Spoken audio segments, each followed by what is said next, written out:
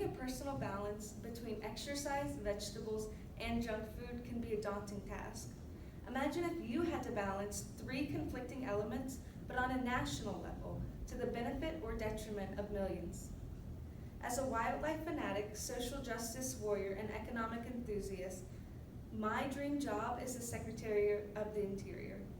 This person is responsible for harmonizing environmental protection, Native American welfare, and economic interests. Now, a difficult juggling task inevitably leads to a few dropped balls. However, we must still hold the Department of the Interior accountable for these drops. When in use, the Dakota Access Pipeline will displace thousands of Native Americans, endanger drinking water for millions, and disrupt otherwise pristine wildlife.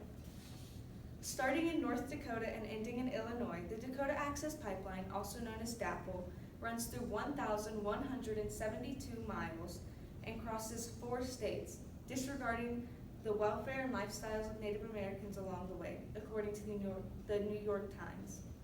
The Standing Rock Sioux tribe is the most vulnerable group to the pipeline and also the most screwed over. The original pathway of the DAPL ran through a rich suburb in Bismarck, North Dakota, but was rerouted through the Standing Rock Sioux Reservation because it was deemed too disruptive for the citizens of Bismarck.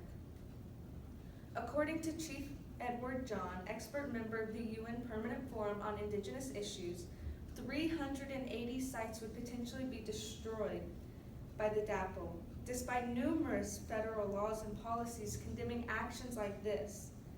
As a result, the pipeline now runs underneath the single most important water source for the tribe and through sacred burial grounds and prayer sites.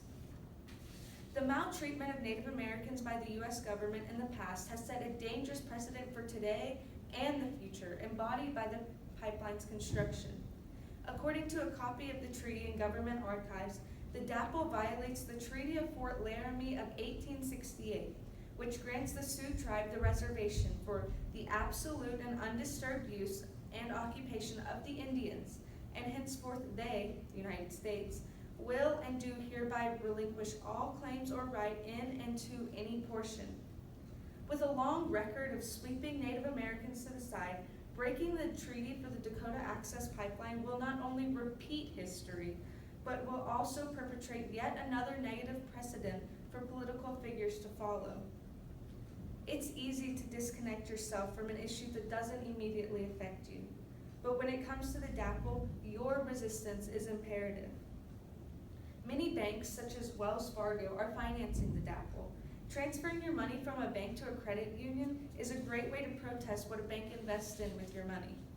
MyCreditUnion.gov describes how credit unions are nonprofit organizations, meaning that any profit from your money will only be reinvested into the credit union or paid back out as a dividend to the members of the union, aka you.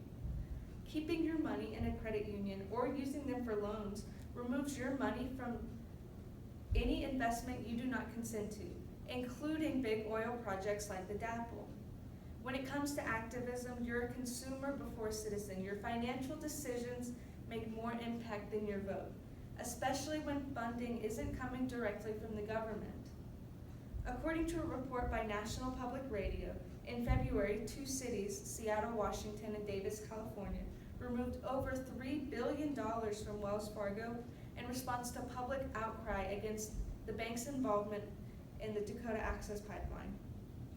Holding financial institutions accountable for the social impacts of their decisions sends a clear message of resistance.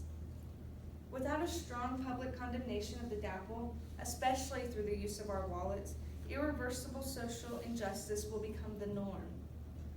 Imagine your childhood home, the one you learned to walk, ride a bike, and mouth off to your parents in. Remember the instantly welcoming scent that you smell when you enter. Now imagine that your house is going to be torn down so that a blockbuster can be built in its place. This is the same concept as running the DAPL through Native American reservations, destroying a community with historical, emotional, and cultural significance for a new development and a dying industry. Many supporters, right-wing politicians and oil investors, believe that the economic benefits outweigh the social and environmental dangers, citing job opportunities as a main advantage. However, an ABC News article described the research done by the Brookings Institution, an independent, nonprofit, public policy research group, which estimates that the DAPL will only bring about 12,000 jobs to the area, including all indirect employment, such as fast food workers near the construction zone. 12,000 sounds like a worthwhile number. However, this number is short term. Only an estimated 50 jobs will remain once the construction is over. 50 jobs hardly make up for the blatant disregard of several Native American nations. If we do not hold the Department of the Interior and other involved institutions accountable for the Dakota Access Pipeline, it will not just be a dropped juggling ball, but actually a 90-mile-per-hour pitch towards social negligence. The Dakota Access Pipeline will endanger historical, cultural, and religious lands and water sources to the benefit of oil companies and 50 new employees and the detriment of millions. Though the problem seems distant, I call on you to do what you can by watching what companies you buy from and what banks you bank with. Please remember that before anything else, you are a consumer. Use your consumer power wisely.